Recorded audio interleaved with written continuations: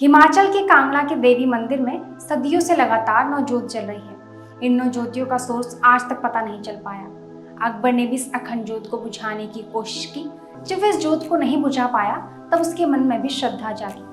अकबर ने देवी माँ को सोने का छत्र चढ़ाया, लेकिन वह किसी और धातु में बदल गया। छत्र किस धातु में बदला ये आज तक पता नहीं चल पाया। हम बात कर रहे हैं ज्वाला देवी शक्तिपीठ की। पौराणिक कथाओं के मुताबिक यहाँ देवी सती की जीभ गिरी थी।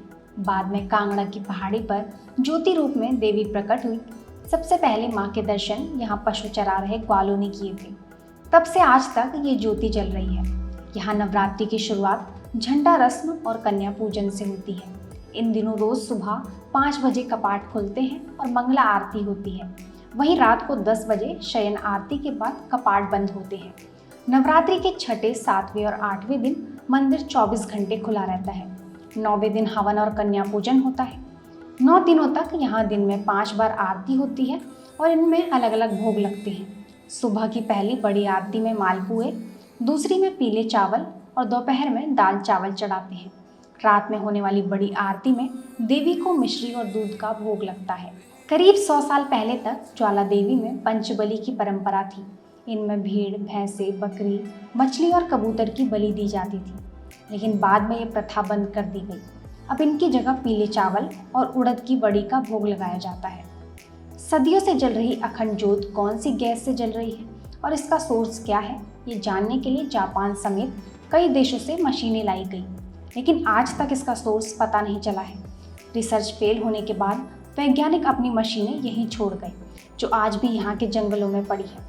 सतयुग में माता ज्वाला जी के पहले मंदिर का निर्माण राजा भूमिचंद ने करवाया था।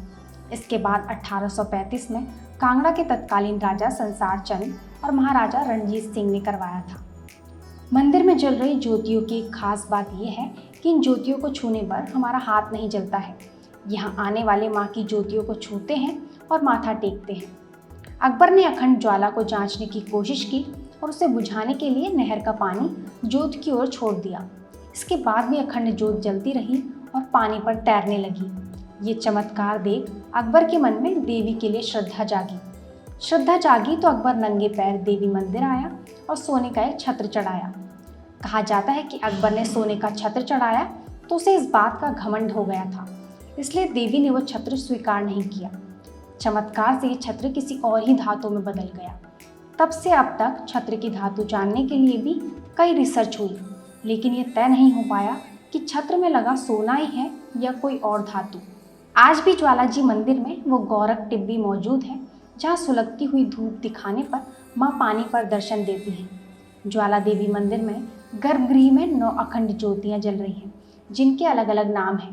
पहली ज्वाला महाकाली की है, दूसरी ज्योति महामाया की है, जिन्हें अन्नपूर्णा भी कहते हैं, तीसरी ज्योति माँ चंडी की, चौथी देवी हिंगलाज भवानी की और 5वीं ज्योति माँ विंध्यवासिनी की है।